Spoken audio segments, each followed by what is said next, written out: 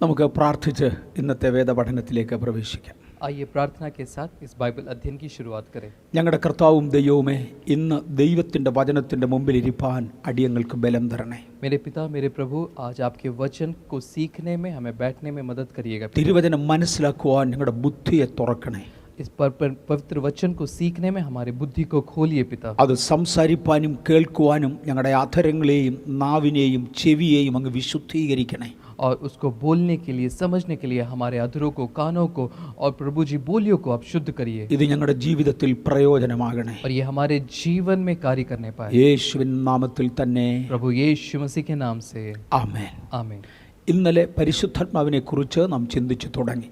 पिछले दिनों में हमने एक पवित्र आत्मा के बारे में सीखे. ഒന്ന്, സൃഷ്ടിയിൽ പരിശുദ്ധാത്മാവ് ഉണ്ടായിരുന്നു. പരിശുദ്ധാത്മാവ് സൃഷ്ടികർത്താവാണ്. पहला, हम सृष्टि में पवित्र आत्मा के कार्य को देखते हैं. पवित्र आत्मा सृष्टि करता है. രണ്ട്, ഭൂമി പാഴും ശൂന്യവുമായിരുന്നപ്പോൾ ദൈവത്തിന്റെ ആത്മാവ് ഭൂമിക്ക് കാവലായിരുന്നു. दूसरा, जब पृथ्वी बेडौल और सुनसान पड़ी थी तो पृथ्वी की सुरक्षा और देखभाल के लिए पवित्र आत्मा थे. അതിനുശേഷം പഴയ നിയമ ഭക്തന്മാരെ നടത്തിയത് പരിശുദ്ധാത്മാവാണ്. और पुराने नियम के धर्मियों को चलाने वाला पवित्र आत्मा था. ന്യായപ്രമാണം ലഭിക്കുന്നതിന് മുന്നമേ ഒരു മനസാക്ഷി യുഗമുണ്ടായിരുന്നു. മനസാക്ഷിയുടെ പ്രമാണത്തിൽ ആളുകൾ ജീവിച്ചിരുന്നു. व्यवस्था से पहले अपने विवेक को जानने के लिए जो है पवित्र आत्मा कार्य किया करती थी भक्तों के बीच में. ആ കാലങ്ങളിൽ ഭക്തന്മാരെ നടത്തിയത് പരിശുദ്ധാത്മാവാണ്. और उस समय भक्तों को जो है अगुवाई में चलाती थी पवित्र आत्मा. പുതിയ നിയമത്തിൽ പോലും കാണുവാനില്ലാത്ത അതുപോലെ ശക്തന്മാരായ ഭക്തന്മാർ പഴയ നിയമത്തിൽ ഉണ്ടായിരുന്നു. और ऐसे अनेक जो है सामर्थ के कार्यों को अंजाम देने वाले हम देखते हैं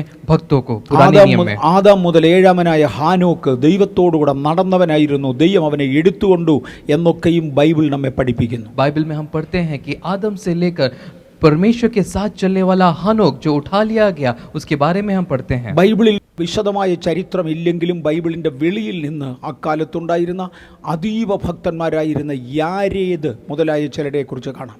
बाइबल में अनेक लोगों के चरित्रों को तो हम नहीं पाते हैं, लेकिन बाइबल को जो है सबूत के रूप, बाइबल को प्रूफ करने वाली अनेक ऐसी चीजें हैं जो बताती है यारेद के बारे में. യാരേദ് എന്നൊരു മനുഷ്യനെ കുറിച്ച് ഉൽപ്പത്തി പുസ്തകം 5-ാം അധ്യായത്തിൽ എഴുതിയിട്ടുണ്ട്.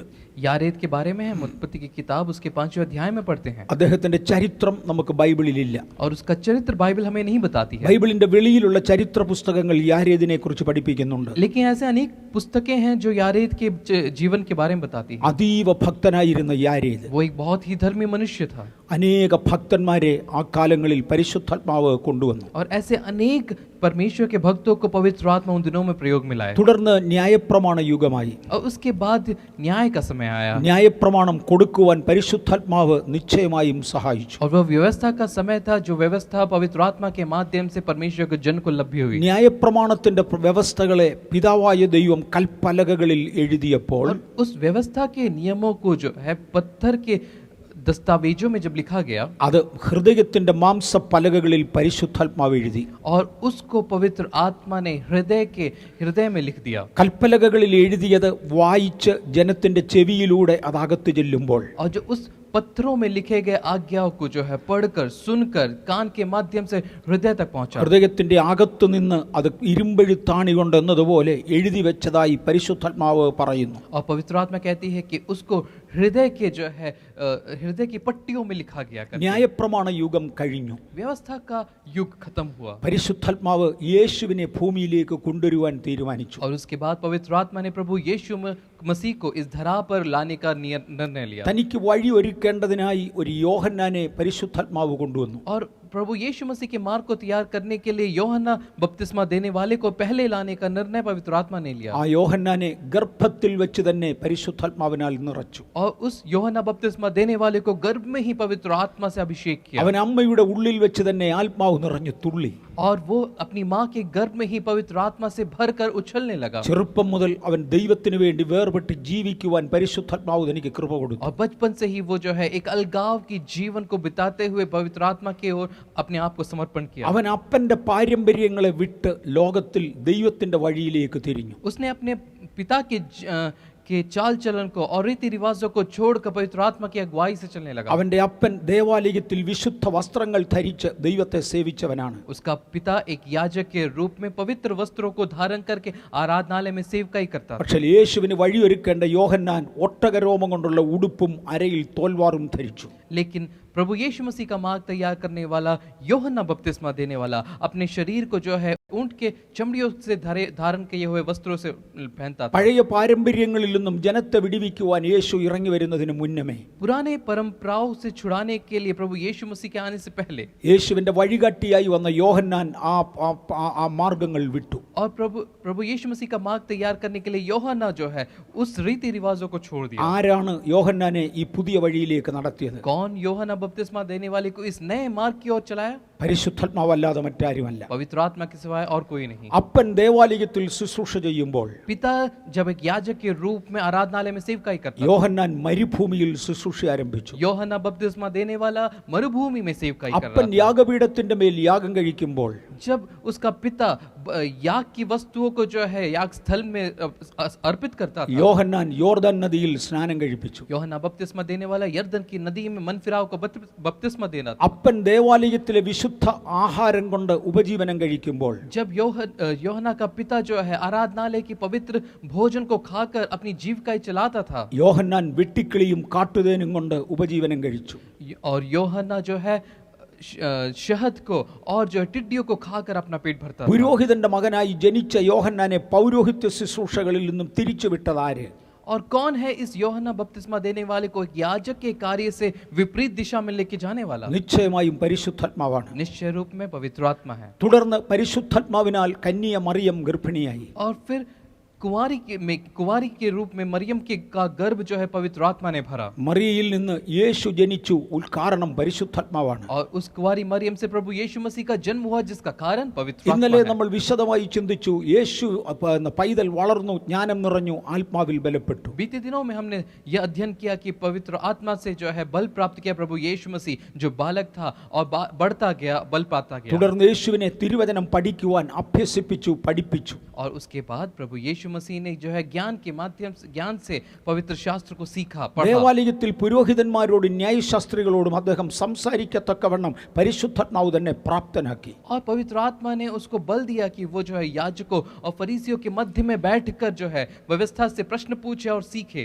മാത്രമല്ല തന്റെ പിതാവിനെ മാതാപിതാക്കൾക്ക് പരിചയപ്പെടുത്തുവാൻ പരിശുദ്ധാത്മാവ് സഹായിച്ചു. और अपने पिता को का परिचय अपने माता पिता से कराया। इसकी कृपा पवित्र आत्मा ने उसे दी। ഞാൻ എൻ്റെ പിതാവിന്റെ കാര്യങ്ങളിൽ ഇരിക്കേണ്ടതല്ലയോ? I need to be in the business of my father. തന്റെ പിതാവിനെ പരിചയപ്പെടുത്തി. क्या मुझे अपने पिता के आलय में और उसके कार्यों को ना करना है? ऐसा करते हुए प्रभु यीशु मसीह ने स्वर्गीय पिता का परिचय अपने माता पिता से कराया। ഞാൻ ഇന്നലെ തുടങ്ങിയൊരു ഭാഗമുണ്ട്. पिछले दिनों में जो मैंने नहीं बताया मैं आप बताऊंगा। തന്റെ 12ാമത്തെ വയസ്സ് മുതൽ തുടർന്നുള്ള 18 വർഷം 30ാം വയസ്സ് വരെ മാതാപിതാക്കൾക്ക് കീഴടങ്ങിയിരുന്നു എന്ന് ബൈബിൾ പഠിപ്പിക്കുന്നു. बाइबल यह बताती है कि अपने माता पिता के अधीन वो 12 साल की उम्र से 30 साल की उम्र तक जो है माता पिता के अधीन वो रहा। ആ നല്ല യൗവനപ്രായത്തിൽ മാതാപിതാക്കൾക്ക് കീഴടങ്ങിയിരിക്കുവാൻ പരിശുദ്ധാത്മാവ് മാത്രമേ തന്നെ സഹായിക്കുകയുള്ളൂ. और अपने उस जवानी के दिनों में माता पिता के और अपने जीवन को समर्पित करते हुए प्रभु यीशु मसीह जिए, इसका कारण सिर्फ पवित्र നമ്മുടെ आत्मा ही കുഞ്ഞുങ്ങളിൽ है। പലരും ഇന്ന് മാതാപിതാക്കളെ അനുസരിക്കാറില്ല. आज हमारे युग में माता पिताओं को आज्ञा का पालन नहीं करने वाले ऐसे जवान हैं। അവർ പറയുന്ന ഒരു കാരണം മാതാപിതാക്കളുടെ അറിവും കുഞ്ഞുങ്ങളുടെ അറിവും തമ്മിൽ വളരെ വ്യത്യാസമുണ്ട്. वो इस प्रकार बताते हैं कि वो जवानों का जो बुद्धि है और माता पिता का जो ज्ञान है उसमें बहुत भिन्नताएं हैं। പൊതുലോകം അതിനെ ജനറേഷൻ ഗ്യാപ്പ് എന്ന് ഓമന പേരിട്ട് വിളിക്കും. और आज के आधुनिक युग में उसको एक जनरेशन गैप यानी पीढ़ी में जो है एक भिन्नता आती है, देखते हैं। അപ്പനും അമ്മയ്ക്കും അറിവ് കുറവാണ്, കുഞ്ഞുങ്ങൾക്ക് അറിവ് കൂടുതലാണ്. माता पिताओं का ज्ञान कम है, बच्चों का ज्ञान ज्यादा है करके कहते हैं। സത്യമാണ്.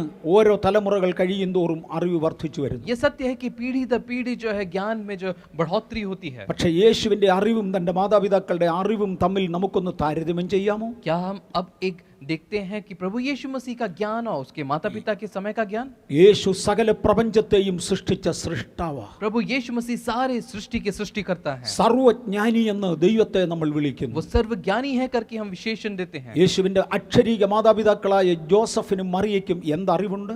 क्या यूसुफ और उसकी माता मरियम को यह ज्ञान था? ഇന്നേക്ക് 2000 വർഷങ്ങൾക്ക് മുന്നമേ സ്കൂളിൽ പോയതാണോ എന്ന് അറിയാൻ വയ്യാത്തവരാണ് ഈ ദമ്പതികൾ. और आज से 2000 साल पहले स्कूल या विद्यालय गए होंगे, ऐसा भी हम नहीं पढ़ते उनके बारे में। ഒരു ആശാരിയുടെ ജോലി ചെയ്തുകൊണ്ട് കഴിഞ്ഞവനാണ് ജോസഫ്. बढ़ई के काम से अपनी जीविका का जीवन जीने वाले वो यूसुफ। അതിന് യോജിക്കുന്നതാണ് മറിയ. और उसके साथ उसकी पत्नी मरियम। അവരുടെ അറിവും സർവശക്തനായ സർവജ്ഞാനിയായ ദൈവപുത്രനാകുന്ന ക്രിസ്തുവിന്റെ അറിവും തമ്മിൽ താരതമ്യം ചെയ്യാൻ സാധ്യമല്ല. और उस बढ़ई और उसकी पत्नी का ज्ञान और सारे सृष्टि के सृष्टिकर्ता और सर्वज्ञानी प्रभु यीशु मसीह का ज्ञान, क्या इसमें हम कुछ मिलाप देख सकते हैं? അത്രയും അറിവുള്ളവനായ യേശു അറിവില്ലാത്ത മാതാപിതാക്കൾക്ക് കീഴടങ്ങിയിരുന്നു. उतना ज्ञानी प्रभु यीशु अपने आप को उस माता पिता के अधीन में सौंपित करता है। നമ്മുടെ കുഞ്ഞുങ്ങൾ പരിശുദ്ധാത്മാവിന് കീഴടങ്ങി ജീവിക്കുമെങ്കിൽ മാതാപിതാക്കളെ അനുസരിക്കുവാൻ ദൈവം പരിശുദ്ധാത്മാവ് അവർക്ക് കൃപ കൊടുക്കും. आज हमारे बच्चे अगर माता पिता के अधीन आज्ञा पालन करते हुए जिएंगे तो परमेश्वर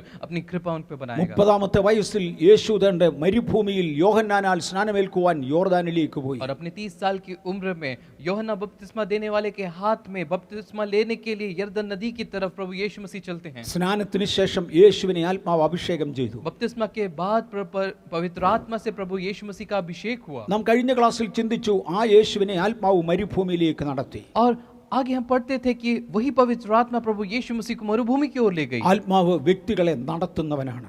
पवित्र आत्मा व्यक्तियों को अगुवाई देने वाली है. അവിടെ 40 രാപകലുകൾ ഉപവസിക്കുവാൻ യേശുവിനെ പരിശുദ്ധാത്മാവ് കൃപ കൊടുത്തു. पवित्र आत्मा ने 40 दिन 40 रात प्रभु यीशु मसीह को वहां पे उपवास लेने के लिए प्रेरणा दी. തുടർന്ന് പിശാചിനെ ജയിക്കുവാൻ പരീക്ഷയെ ജയിക്കുവാൻ ബലം കൊടുത്തു. और यह भी बल दिया कि शैतान की परीक्षाओं को किस प्रकार जीते. അവിടെ നിന്ന് യേശു ദേവാലയത്തിലേക്ക് വന്നു. और अपने उपवास के बाद जो है प्रभु यीशु मसीह आराधनालय की ओर आए. ദേവാലയത്തിൽ തിരുവചനം വായിച്ചുകൊണ്ട് യഹോവയുടെ ആത്മാവ് എൻ്റെ മേൽ ഇരിക്കുന്നു എന്ന യാഥാർത്ഥ്യം വിളിച്ചു പറഞ്ഞു. और उस आराधनालय में व्यवस्था की किताब को पढ़कर अपने बात की जो है गवाही दी कि प्रभु की आत्मा मुझ में है. യേശുവിന്റെ ശുശ്രൂഷ മുഴുവനും ആത്മാവിനാലായിരുന്നു. और प्रभु यीशु मसीह की सेवकाई पूरी रूप से पवित्र आत्मा के माध्यम से തന്റെ ശുശ്രൂഷ മധ്യത്തിൽ യേശു പറഞ്ഞു, ഞാൻ ദൈവാത്മാവിനാൽ ഭൂതങ്ങളെ പുറത്താക്കുന്നുവെങ്കിൽ ഇതാ ദൈവരാജ്യം നിങ്ങളുടെ അടുക്കൽ വന്നിരിക്കുന്നു. और प्रभु यीशु मसीह ने अपने सेवकाई के मध्य में इस प्रकार कहा कि अगर मैं पवित्र आत्मा के माध्यम से दुरात्माओं को भगाता हूं तो परमेश्वर का राज्य निकट है, ये मैं बताता हूं तुम्हें. ഇങ്ങനെ ദൈവാത്മാവിനാൽ യേശു ശുശ്രൂഷിച്ചു. इस प्रकार पवित्र आत्मा के माध्यम से अगुवाई से उसने सेवकाई शुरू की. തന്റെ ശുശ്രൂഷയുടെ അന്ത്യത്തിൽ ജനങ്ങൾക്ക് വേണ്ടി ലോകത്തിന്റെ പാപത്തിനു വേണ്ടി യേശു മറുവിലയായി കാൽവറിയിൽ മരിച്ചു. और जो है संसार के पाप के लिए, लोगों के पापों की मुक्ति के लिए प्रभु यीशु मसीह ने अपने आप को क्रूस पे बलिदान किया. ബൈബിൾ പറയുന്നു യേശു മരിച്ചു അടക്കപ്പെട്ടു. और बाइबल बताती है प्रभु यीशु मसीह क्रूस पर मारे गए और कब्र में दफनाए गए. പരിശുദ്ധാത്മാവ് യേശുവിനെ മരിച്ചവരിൽ നിന്ന് ഉയർപ്പിച്ചു. और लेकिन पवित्र आत्मा उसको मरे हुए में से जलाया. റോമാലേഖനം 8-ാം അധ്യായം 10-11 വാക്യങ്ങളിൽ കാണാം, യേശുവിനെ മരിച്ചവരിൽ നിന്നും ഉയർപ്പിച്ചവന്റെ ആത്മാവ് നിങ്ങളിലും വസിക്കുന്നു. रोमियो की पत्री उसके 8 के 11 और 12 में इस प्रकार हम पढ़ते हैं, जिसने मसीह को मरे हुए में से जलाया वह तुम्हारे नश्वर देहों को आत्मा के द्वारा जो तुम में बसा है जलाएगा. എന്ന് പറഞ്ഞാൽ യേശുവിനെ മരിച്ചവരിൽ നിന്ന് ഉയർപ്പിച്ചതും പരിശുദ്ധാത്മാവാണ്. यानी प्रभु यीशु को मरे हुए में से जलाने वाला पवित्र आत्मा है.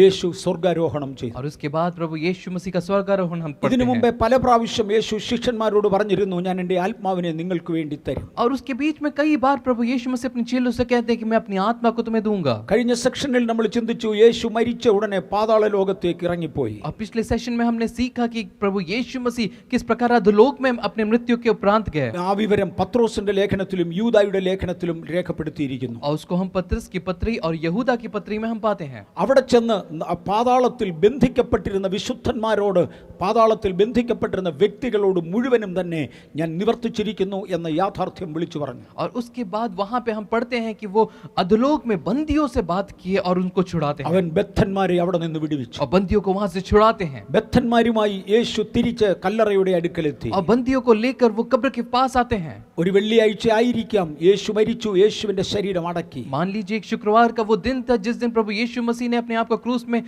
मारे गए और कब्र में दफनाए गए. ഞായറാഴ്ച അതിരാവിലെ യേശു ഉയർക്കുകയാണ്. और रविवार के भोर में प्रभु यीशु मसीह जी उठते हैं. ആരംഭമായി മറിയമാർക്ക് വെളിപ്പെട്ടു. और सबसे पहले मरियम और उनके संगियों को जो है प्रभु यीशु मसीह दिखते हैं. മറിയ യേശുവിന്റെ കാൽക്കൽ വീണ് നമസ്കരിക്കേണ്ടതിന് റബൂനി എന്ന് പറഞ്ഞുകൊണ്ട് യേശുവിനോട് അടുത്തു. और मरियम जो है अपने आप को प्रभु यीशु मसीह के हाथों में समर्पित करते हुए रबूनी मेरे करके दंडवत करती है. യേശു മറിയയോട് പറഞ്ഞു, എന്നെ തൊടരുത്, ഞാൻ പിതാവിന്റെ അടുക്കൽ പോയിട്ടില്ല. प्रभु यीशु मसीह ने कहा कि तुम मुझे मत छुओ क्योंकि मैं अभी पिता के पास नहीं गया. യേശു തുടർന്ന് പിതാവിന്റെ അടുക്കലേക്ക് കയറിപ്പോയി. उसके बाद प्रभु यीशु मसीह पिता के पास चढ़ जाते हैं. എഫെസ് ലേഖനം 4-ാമത്തെ അധ്യായത്തിൽ നാം കണ്ടത്, इफिसी की पत्री उसके 4थे अध्याय में जो हमने पढ़ा, അവൻ ആഴത്തിൽ നിന്ന് ബദ്ധന്മാരെ പിടിച്ചുകൊണ്ടാണ് ആ വരവ് വന്നത്. और वो उसने जो है नीचे जाकर बंदियों को छुड़ाकर ऊपर में चढ़ गया. ഹാബേൽ മുതൽ കാൽവറിയിൽ മരിച്ചതായ ഒരു യേശുവിനെ അനുസരിച്ച ഒരു കള്ളൻ വരെയുള്ള സകല ഭക്തന്മാരെയും പാതാളത്തിൽ നിന്ന് വിടുവിച്ചു. हाबेल के साथ प्रभु यीशु मसीह को क्रूस में चढ़ाए वक्त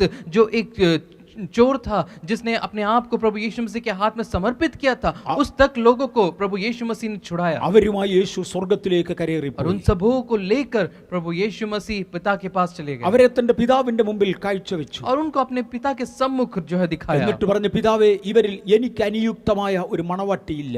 और प्रभु यीशु मसीह ने पिता से कहा कि इनमें मैं अपने दुल्हन को नहीं पाता हूँ. എനിക്ക് അനുയുക്തമായ ഒരു മണവാട്ടിയെ വേണം. मेरे योग्य एक दुल्हन को मैं चाहता हूँ. അങ്ങനെ ഒരു മണവാട്ടി ഒരുങ്ങണമെങ്കിൽ പരിശുദ്ധാത്മാവ് ഭൂമിയിലേക്ക് പോയാലേ മതിയാകുള്ളൂ. और इसके लिए पवित्र आत्मा का भूमि में जाना जरूरी है. അങ്ങനെ പിതാവ് തന്റെ വാഗ്ദത്തം ഒരു പ്രാവശ്യം കൂടെ ആവർത്തിച്ച് ഉറപ്പിച്ചു. और इस प्रकार प्रभु यीशु मसीह ने अपने वायदे को एक और बार पुख्ता किया. അതെ, ഞാൻ പരിശുദ്ധാത്മാവിനെ തരാം. हाँ, मैं पवित्र आत्मा को दूंगा, पिता ने कहा. അങ്ങനെ പരിശുദ്ധാത്മാവിന്റെ വാഗ്ദത്തം ഒരു പ്രാവശ്യം കൂടെ പിതാവിനോട് ഉറപ്പിച്ച് വാങ്ങിയ ശേഷം യേശു തിരിച്ച് ഭൂമിയിലേക്ക് വന്നു. और उसी प्रकार पिता से जो है पवित्र आत्मा को मांगते हुए उस पवित्र आत्मा को लेकर भूमि में आए. അന്ന് വൈകുന്നേരം യേശു യെരുശലേമിലേക്ക് പോയി. और उस दिन शाम को जो है यरूशलेम में गए. അന്ന് രാത്രിയിലത്തെ സംഭവത്തെക്കുറിച്ച് യോഹന്നാന്റെ സുവിശേഷം 20-ാം അധ്യായത്തിന്റെ 22-ാമത്തെ വാക്യം രേഖപ്പെടുത്തുന്നത്. और उसमें जो है यरूशलेम की शाम के वक्त उसको हम യോഹന്നാ के सुसमाचार उसके 20वें अध्याय के 22वें आयत में हम पाते हैं. യേശു തന്റെ ശിഷ്യന്മാർ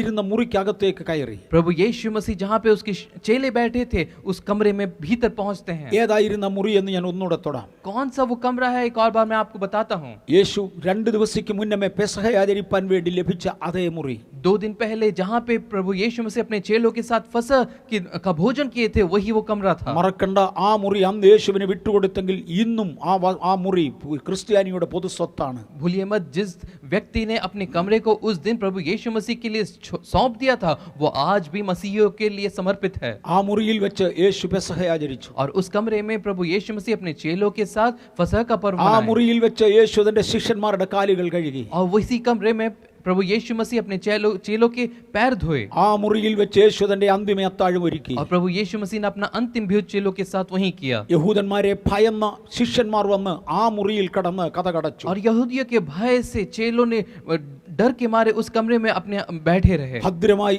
അടച്ച ആ കതകിനെ അകത്തൂടെ തേജസ്കരിക്കപ്പെട്ട യേശു മുറിക്കകത്ത് കയറി. सुरक्षित रूप से बंद किए हुए उस कमरे में प्रभु यीशु मसीह अपने महिमा में शरीर के रूप में इसके भीतर आए. ശിഷ്യന്മാർ കണ്ടു ഭയന്നുപോയി. चेले യേശു भयभीत हुए. അവരോട് പറഞ്ഞു, ഭയപ്പെടേണ്ട, और प्रभु यीशु मसीह ने कहा, तुम भयभीत ना ഞാൻ हो, മരണത്തെ ജയിച്ചുയർത്തിരിക്കുന്നു. और मैं मृत्यु के जीत लिया हूँ. എനിക്ക് നിങ്ങളെ പറഞ്ഞയക്കുവാനുണ്ട്. और मुझे अब तुम्हें भेजना है. പിതാവ് എന്നെ അയച്ചതുപോലെ എനിക്ക് നിങ്ങളെ അയക്കുവാനുണ്ട്. प्रकार पिता ने मुझे इस धरा पर भेजा, मैं भी तुम्हें कार्य के साथ सौंप തുടർന്ന് യേശു അവരുടെ മേൽ ഊതി, और उसके बाद प्रभु यीशु मसीह उन पर फूके എന്റെ ആത്മാവിനെ കൈക്കൊള്ളുക. कि मेरे आत्मा को तुम लो.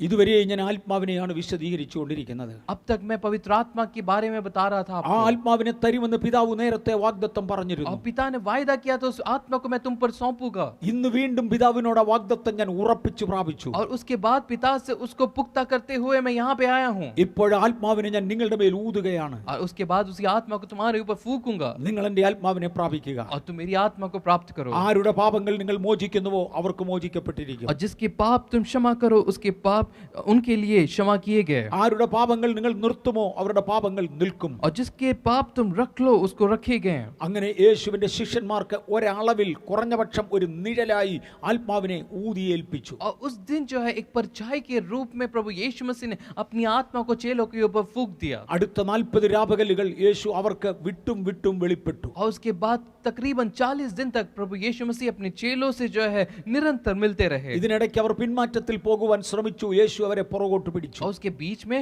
चेले जो है अपने पिछले कामों की ओर पीछे की ओर फिर गए, लेकिन फिर भी प्रभु यीशु मसीह ढूंढते हुए उनको वापस अपनी ओर खींच लिए. യേശു അവരെ ഒരുമിച്ച് ചേർത്ത് ഒലിവുമലയിലേക്ക് കയറി. और एक प्रभु यीशु मसीह उनको एक साथ जो है जैतून के पर्वत की ओर ले गए. 11 അപ്പോസ്തലന്മാർ ഒലിവുമലയിൽ നോക്കി നിൽക്കെ और 11 जो है प्रेरित लोग जब देखते रहे स्वर्ग की ओर। യേശു അവരോട് കൽപ്പിച്ചു, എന്നോട് കേട്ട പിതാവിന്റെ വാഗ്ദത്തത്തിനായി കാത്തിരിക്കണം. और प्रभु यीशु मसीह ने कहा कि मैंने जो तुमसे वायदा किया है वो पिता से प्राप्त करने के दिन तक तुम मेरी बाट जोते रहना। തുടർന്ന് അവർ കാണുക യേശു സ്വർഗാരോഹണം और ചെയ്തു. देखते ही देखते प्रभु यीशु मसीह का स्वर्गारोहण उनकी आंखों के യേശു सामने हुआ। സ്വർഗാരോഹണം ചെയ്യുമ്പോൾ രണ്ട് ദൂതന്മാർ സ്വർഗത്തിൽ നിന്ന് താഴേക്ക് ഇറങ്ങി വന്നു. और जैसे प्रभु यीशु मसीह स्वर्ग की ओर चढ़ते रहे, दो स्वर्गदूत जो है स्वर्ग से नीचे उतरते दिखाई യേശു दिए।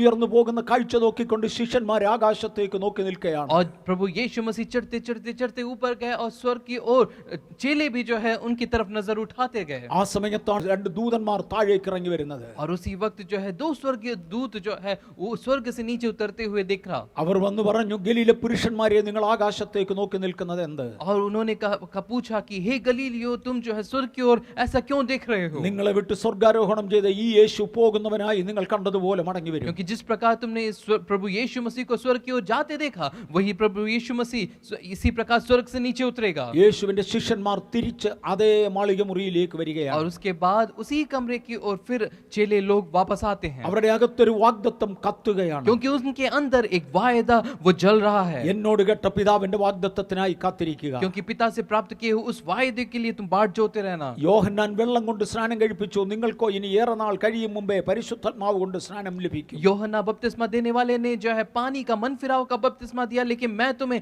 एक नया जो है बपतिस्मा दूंगा। അവരങ്ങനെ കാത്തിരിക്കുമ്പോൾ और वो उस तरह की बाट जो हो रहे थे, പരിശുദ്ധാത്മാവ് അവരുടെ മേൽ ഇറങ്ങി വന്നു. पवित्र आत्मा जो है उनके ऊपर आ उतरी। ബൈബിൾ പറയുന്നു അവർ 10 ദിവസം കാത്തിരുന്നു. बाइबल बताती है उन्होंने 10 दिन बाट जोए। കാത്തിരിപ്പ് എന്ന് പറയുന്നതിന്റെ അർത്ഥം എന്താണ്? बाट जो होना, इसका अर्थ क्या है? അവർ ആത്മാവിനെ പ്രാപിക്കുവാനുള്ള ക്രമീകരണത്തിലേക്ക് വരികയാണ്. वो आत्मा को प्राप्त करने की तैयारी कर रहे थे। ഇവിടെ യേശുവിന്റെ ചില ഉപദേശങ്ങൾ നാം മറക്കരുത്. यहाँ पे प्रभु यीशु मसीह के किन उपदेशों का हम ना भूलें। യേശു പറഞ്ഞു, പുതിയ വീഞ്ഞ് പഴയ തുരുത്തിയിൽ പകരാൻ സാധ്യമല്ല. प्रभु यीशु मसीह ने कहा कि नए दाखरस को पुराने मशकों में हम ना रखें, പഴയ തുരുത്തിയിൽ പുതിയ വീഞ്ഞ് പകർന്നാൽ വീഞ്ഞ് തുരുത്തിയെ പൊളിച്ചു കളയും. क्योंकि अगर नया दाखरस पुरानी मशकों में रखेंगे तो वो पुराने मशके टूट जाएंगे। പുതിയ ആത്മാവിനെ പ്രാപിക്കണമെങ്കിൽ ഒരു പുതിയ തുരുത്തി ആവശ്യമാണ്. नई आत्मा को अगर पाना है तो नए बर्तन का होना अनिवार्य है। ഈ 10 പേരുടെ 11 പേരുടെ ആത്മാക്കൾ പുതുക്കപ്പെടുവാൻ, और क्योंकि इस नए आत्मा को प्राप्त करने के लिए उस शरीर को सौंपना है, उसको नवीनीकरण करना है इन 11 लोगों में, അവർ കാത്തിരുന്നത് 10 ദിവസങ്ങളാണ്. इसलिए उसको तैयारी के लिए 10 दिन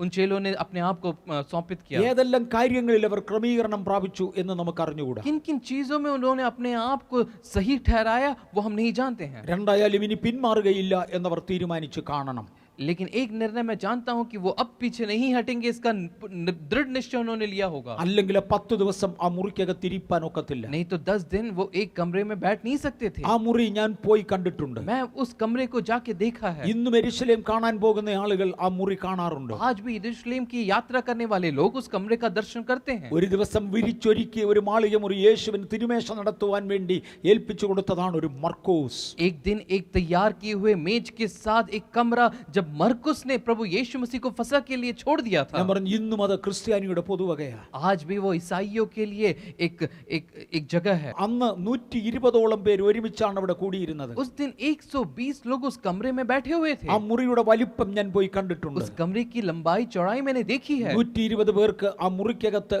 ശരിക്കിരിക്കുവാനുള്ള സ്ഥലം തികയത്തില്ല. 120 लोग उस कमरे में एक साथ बैठना मुश्किल ही है। അവിടെ കിടക്കുന്ന പ്രശ്നം ഉദിക്കുന്നില്ല, അതിനുള്ള സ്ഥലമില്ല. वहां पे लेटने का सवाल ही नहीं उठता, क्योंकि वो कमरा बहुत छोटा है। പിന്നെ 120 പേർ അവിടെ എങ്ങനെ കൂടിയിരുന്നു? लेकिन 120 लोग कैसे उस कमरे के भीतर बैठे थे? ഞാൻ ഒരൊറ്റ സാധ്യത കണ്ടിട്ടുള്ളത്, मैंने सिर्फ एक ही मुमकिन देखा है वहां ഒരു पे। പകുതിയോളം ആളുകൾ ഇരിക്കുമ്പോൾ പകുതിയോളം ആളുകൾ എഴുന്നേറ്റ് നിൽക്കണം. कम से कम अगर आधे लोग खड़े होंगे तो आधे लोग बैठ सकते हैं। എഴുന്നേറ്റ് നിന്നവരുടെ കാലുകൾ വല്ലാതെ കഴയ്ക്കുമ്പോൾ ഇരുന്നവർ എഴുന്നേൽക്കണം, നിന്നവർ ഇരിക്കണം. जब आधे लोग जो खड़े थे उनका पैर दुखने लगा तो दूसरे लोग जो बैठे थे वो खड़े हो जाएंगे और बाकी लोग बैठ जाएंगे। ഇതല്ലാതെ 120 പേർക്ക് ആ ഒരു മുറിയിൽ ഇരിക്കുവാൻ സാധ്യമല്ല. इसके अलावा ऐसा कोई रास्ता ही नहीं है कि 120 लोग उस छोटे कमरे में बैठ पाएं। അത്രയും ബുദ്ധിമുട്ടി ഇരിക്കുവാൻ പോലും സ്ഥലമില്ലാത്തിടത്ത് 120 പേർ 10 ദിവസം ഇരുന്നുവെന്ന് പറഞ്ഞാൽ ഇനി ഒരിക്കലും പിന്മാറുകയില്ല എന്ന് അവരുടെ ജീവിതത്തിൽ ഒരു തീരുമാനമുണ്ട്. इतनी चुनौतियों मुश्किलों के बावजूद भी जो 120 लोग उस छोटे कमरे में 10 दिन तक बाट जो है,